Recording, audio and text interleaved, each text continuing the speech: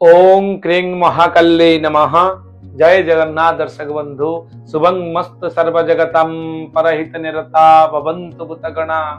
दोषा प्रयन्तु सन्ति सर्वत्र सुखिं भवतु लोकाः।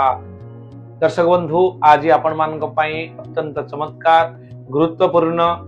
तथ्यभित्तिक उपस्थापना रही जहा कि आपनकर राशि मकर राशि को नहीं। मकर राशि एक अद्भुत राशि जहाँ को रूल करिथांती स्वयं शनिदेव। शनि होचंती सौर जगतर राजांकर पुत्र रविंकर पुत्र होचंती शनिदेव। शनि होचंती न्यायाधीश आपणकर राशिर आधिपत्य वहन करिथांती शनि। शनि होचंती न्यायाधीश न्यायपूर्ण जस्टिस जे देइथांती से होचंती कर्मकारक कर्मयोगर कारक होचंती शनिदेव। ताले से भली एक सुंदर राशि बाबद रे आसंतु जानिबा मार्च मासरे 2025 मसिया को नहीं कौन रही भविष्यवाणी 1 तारिख ठारू 31 तारिख पर्यंत। निश्चित आज सब डिस्कसन करबा आपनकर स्वास्थ्य आपनकर शिक्षा चाकरी व्यवसाय अर्थ आय व्यय संतान संतति प्रेम प्रणय एवं विवाह को नहीं कौन रहिबो भविष्यवाणी बा कौन रहिबो मासिक एवं दैनिक राशिफल 1 तारिख ठारू 31 तारिख पर्यंत। धैर्य सहित शेष पर्यंत आम सहित देखो दर्शक बंधु। निश्चित भाव में आज आम एनालिसिस करवा आपणकर जदि भी किसी प्रोब्लेम थाए खराब थाए ताकू भी एनालिसिस हेबो किसी जदि भलो पॉइंट थाए ताकू भी आम आज एनालिसिस करवा बोर्ड माध्यम रे एवं धैर्य सहित देखिबे एवं शेष रे रहिछि प्रत्येक ग्रह मानकर बैलेंस बा ताकू आम प्रोटेक्शन केमि करि परिबा किबळी मुकुली परिबा ग्रह मानकर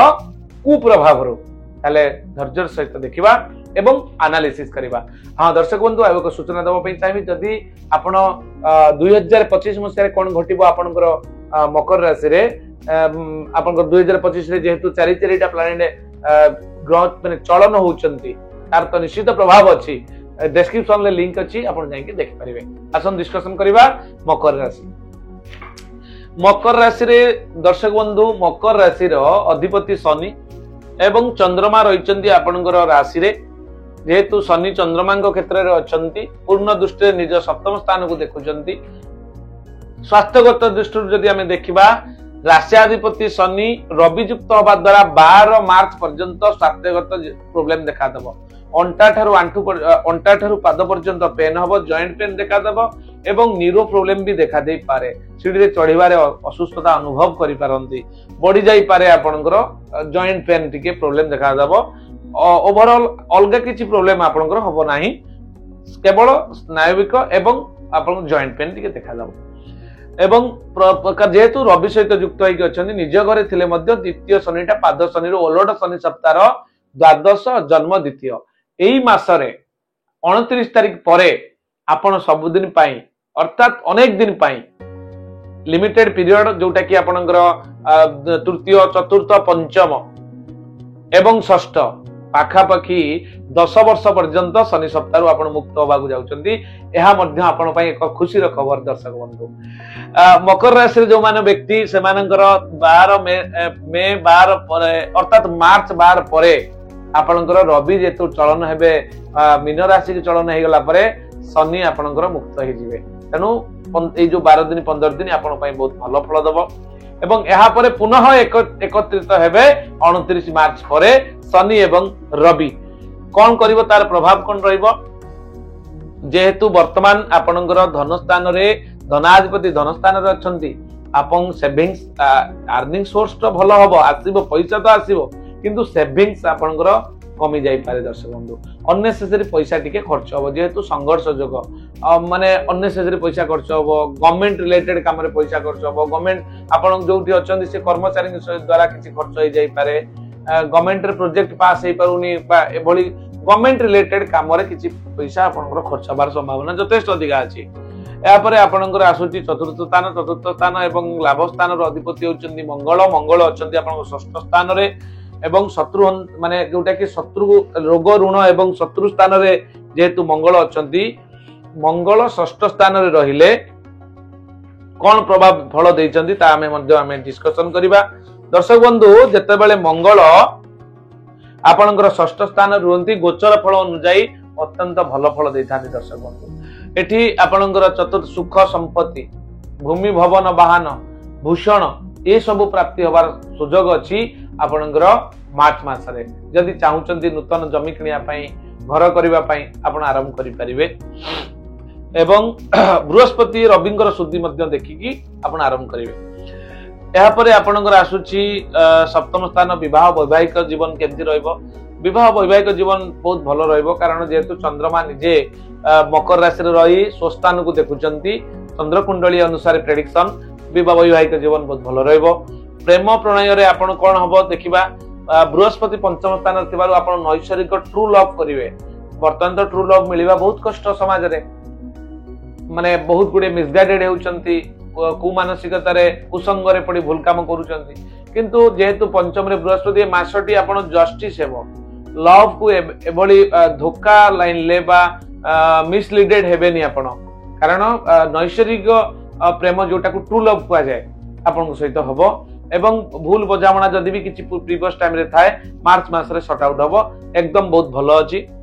पंचमाधिपति कर्माधिपति मध्य बहुत भलो अछंती। कर्माधिपति शुक्र मध्य आपणकर उच्च होइके अछंती बकरी हेले मध्य उच्च होइके अछंती राहु युक्त थिबारु केतेक अनुसारे कर्मचारी मानकु नै उपरस्थ बा अधनस्थ कर्मचारी मानकु नै किछि ना किछि समस्या लिटिगेसी आसी पारे किंतु आपण ओवरऑल ताकू पार करि जिवे जेहेतु नीच भंग राजयोग हेई आपणकर भाग्याधिपति षष्ठाधिपति तृतीय स्थान रे अछंती नीच हेले उच्च हेले शुक्र एठी नीच भंग राजयोग हला राहु रहिबा द्वारा टिके प्रॉब्लम अछि। राहु 18 मई पर चेंज हे गला परे 18 मई पर आपनको आश्वस्ति मिलिबो। ये थिला आपणकर संपूर्ण एनालिसिस जोटा कि आपणकर ये कुंडली अनुसार आमे चंद्र कुंडली अनुसार कले। एबे आसंतु जानिबा जे ए मासरे मासिक फल एवं दैनिक राशि फल कोन अछि। दर्शक बंधु ए मासटी सारा आपण टिके भय और आशंका मध्यरे काटिबे निजर दुष्कर्म पाई अनुतप्त हेबे चाकरी क्षेत्र रे विरोधर सम्मुखीन हेबे व्यवसाय रे स्थिति रे उन्नति परिलक्षित हेबो पाठ पढ़ारे अवहेला प्रदर्शन करि पारंती विद्यार्थी शिक्षार्थी माने। 1 तारिख दिन आपण सफलता 2 तारिख दिन मार्च 2 तारिख दिन वाद विवाद 3 तारिख दिन कर्तव्य निष्ठा 4 तारिख दिन आपण शत्रु बुद्धि 5 तारिख दिन असहायता 6 तारिख दिन चिंताग्रस्त 7 तारिख दिन नेतृत्व हानि 8 तारिख दिन निष्ठुरता 9 तारिख दिन एकाग्रता 10 तारिख दिन प्रीतिलाभ योग 11 तारिख दिन आनंद उत्सव रे काटिबे 12 तारिख दिन देह पीड़ा शत्रु हानि 13 तारिख दिन सुख हानि एवं आपणकर 14 तारिख दिन विश्राम 15 तारिख दिन सेवा पूजा 16 तारिख दिन उदासीन रहिबे आपणकर 17 तारिख दिन उत्साहित 18 तारिख दिन कार्य व्यस्त 19 तारिख दिन आयोजक रहिछि धन सम्मान लाभ करिवे 20 तारिख दिन 21 तारिख दिन आपणकर कार्य हानि